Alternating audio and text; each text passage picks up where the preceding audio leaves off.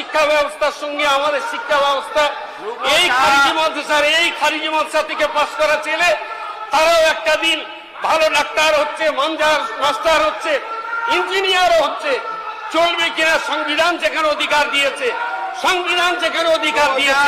সংখ্যালঘুদের যে অধিকার রয়েছে, সেই সংখ্যালঘুদের অধিকার করার এখতিয়ার কে দিয়েছে আপনাকে?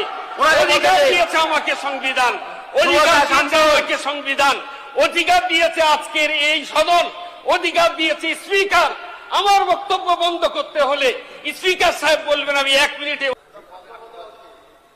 ও অনেকে বলছে আছে, আমাকে একটু বলতে দিন প্লিজ। সংখ্যালঘু এবং সংখ্যালঘু বিষয়ক এবং মাদ্রাসা শিক্ষা বিভাগে যে বাজেট কম করা হয়েছে, এটা নিয়ে কম বা বেশি দিয়ে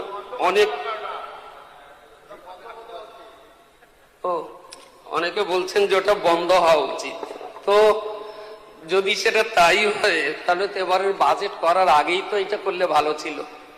বাজেটে যখন রয়েই গেছে এবং এর যখন মন্ত্রী আছে, আমাকে একটু বলতে দিন প্লিজ। এর যখন আমাদের মন্ত্রী সাহেব এখানে রয়েছেন, তো আমি তাকে অনুরোধ করছি 2165.42 কোটি টাকা যেটা এই বাজেটে পাশ হয়েছে, বাজেট বেশি হলেই যে উন্নতি হবে আর বাজেট কম হলে যে উন্নতি মোটেই হবে না, আমি তা বিশ্বাস করি না। আমি বিশ্বাস করি আসলে যদি কারোর উন্নয়নের সদিচ্ছা থাকে, অল্প বাজেটের মধ্য দিয়েও উন্নয়ন ঘটানো যায়। আমাদেরকে বুঝতে হবে একটা জিনিস, আমার এই পূর্ণাঙ্গ দেহটা আমি ভালোই আছি, সুস্থ আছি, ভালো আছি, কিন্তু আমার এই দেহের 65 কিলো দেহের ভিতরে সামান্য একটা আঙুলের আগায় যদি কোনো ঘা হয়, যদি কেটে যায়, আমাদের বুঝতে হবে যে গোটা দেহটাই কিন্তু অস্থির হয়ে যায়। সুতরাং পশ্চিমবঙ্গের কম বেশি 9 কোটি মানুষ, ভারতবর্ষের আমরা 140 কোটি মানুষ, এই বাউন্ডারিতে আমরা যারা বসবাস করছি, আমাদের সবাই যদি সুস্থ থাকে তাহলে আমাদের দেশ, আমাদের বাংলা সবটাই সুস্থ থাকবে।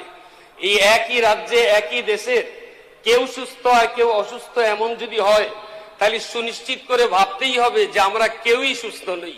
সুতরাং আমি, মন্ত্রী মহোদয় এখানে রয়েছেন, আমি তার দৃষ্টি আকর্ষণ করে শুধু এতটুকুই কথা বলতে চাইছি যে একটা সুস্থ দেহ রাখার জন্য সংখ্যালঘু মানেই অনেকে মনে করেন যে শুধু মুসলিম, এটা নয়।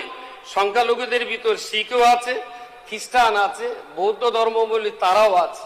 সংখ্যালঘুদের জন্য যতটুকু অতিরিক্ত পাস হয়েছে, আমি মনে করি, আমি বিশ্বাস করি সকলের জন্য সমানভাবে এই অর্থ যাতে খরচ করা হয় এবং সর্বোপরি উন্নয়নের জন্য, উন্নয়নের চোখ দিয়ে একটু সদিচ্ছা থাকাটার প্রয়োজন বলে আমি সদিচ্ছার দৃষ্টি আকর্ষণ কামনা করছি। মাননীয় স্পিকার, আজকে মাদ্রাসা নিয়ে যে কথাগুলো উঠছে বারবার আমাদের শুনতে হয়, আমি অনুরোধ করছি, খুব বিনয়ের সঙ্গে আপনাদেরকে বলছি, মাদ্রাসা শিক্ষা কোনো নূতন নয়, এটা অনেক প্রাচীন শিক্ষা ব্যবস্থা।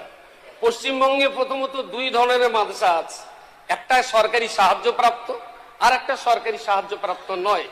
যেগুলো সরকারি সাহায্যপ্রাপ্ত, এই মাদ্রাসা আবার 2টো ভাগে বিভক্ত আছে, একটা সিনিয়র মাদ্রাসা, একটা হাই মাদ্রাসা। মনে রাখতে হবে এই মাদ্রাসাগুলোর নামই শুধু মাদ্রাসা, একেবারে হাই স্কুলের যাবতীয় সিলেবাস, বাংলা, ইংরাজি, অঙ্ক, ভূগোল, বিজ্ঞান, ইতিহাস, সমস্ত সাবজেক্ট সেখানে পড়ানো হচ্ছে। আর একটা বিষয় যেটা রয়েছে খারিজি মাদ্রাসা, এই খারিজি মাদ্রাসা আমি ব্যক্তিগতভাবে 35,000 বাচ্চার অভিভাবক, আমি অনেকগুলো খারিজি মাদ্রাসা আমার রয়েছে। আমি মাননীয় মন্ত্রী মহোদয়কে অনুরোধ করছি, আমন্ত্রণ জানাচ্ছি, এই মাদ্রাসাগুলো কারা পড়ে প্রথমে ভাবতে হবে। কোন সমাজ থেকে তারা উঠে আসে, কত গরিব জায়গা থেকে তারা উঠে আসে, এবং তারা খারিজি মাদ্রাসায় পড়ে বলে এই নয় যে তারা কোনো সরকারি স্কুলের সঙ্গে তাদের সংযুক্ত নেই। তাদের থাকা খাওয়ার যাবতীয় ব্যবস্থা আমাদের করতে হয়, পাশাপাশি তারা কাছাকাছি কোনো না কোনো প্রাইমারি পড়ে বলে এই নয় যে তারা কোনো সরকারি স্কুলের সঙ্গে তাদের সংযুক্ত নেই।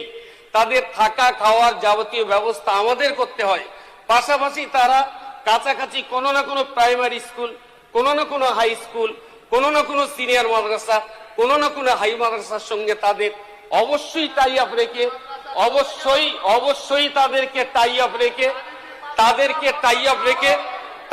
টাই আপ করেই আপনি জানবেন এটা কিন্তু এটা বলছেন এখানে মাননীয় স্পিকার সাহেব কিন্তু বলেছেন যেটা গোটা দুনিয়া দেখছে, লাইভ চলছে।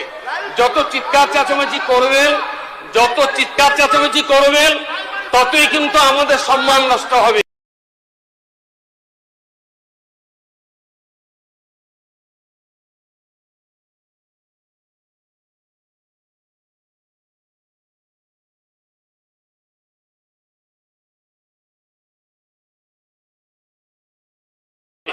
পশ্চিমবঙ্গ বিধানসভার সম্মান নষ্ট হবে। মাননীয় সদস্য হবে মাননীয় সদস্য সবই তৈরি হবে। আমি মাননীয় মন্ত্রীকে অনুরোধ করছি, মাননীয় মন্ত্রীর কাছে আমি বিনয়ের সঙ্গে দাবি করছি, আপনি আসুন এই প্রতিষ্ঠানগুলো দেখুন। বাংলা, ইংরেজি, অঙ্ক, ভূগোল, বিজ্ঞান, ইতিহাস সমস্ত কিছু আমরা পড়ানোর পরেও কেন এই কথা আমাদের শুনতে হবে, কেন এই কথা আমাদের বলতে হবে? সমস্ত শিক্ষা ব্যবস্থার সঙ্গে আমাদের শিক্ষা ব্যবস্থা এই খারিজি মাদ্রাসা থেকে পাশ করা ছেলে তারাও একটা দিন ভালো ডাক্তার হচ্ছে, মাস্টার হচ্ছে, ইঞ্জিনিয়ারও হচ্ছে। চলবে কিনা? সংবিধান যেখানে অধিকার দিয়েছে, সংখ্যালঘুদের যে অধিকার রয়েছে, সেই সংখ্যালঘুদের অধিকার আপনাকে অধিকার দিয়েছে আমাকে সংবিধান, অধিকার দিয়েছে আজকের এই সদন, অধিকার দিয়েছে স্পিকার। আমার বক্তব্য বন্ধ করতে হলে স্পিকার সাহেব বলবেন আমি 1 মিনিটে বন্ধ করব। স্যার, আপনাকে অনেক অনেক ধন্যবাদ জানিয়ে আমার বক্তব্য আমি শেষ করছি। আপনার সময় শেষ হয়েছে। বলুন, প্রাকৃতিক দুর্যোগের কারণে বিয়ে কমিটিটা ওখানে না করে এখানে করবেন, এটা বলে দিন।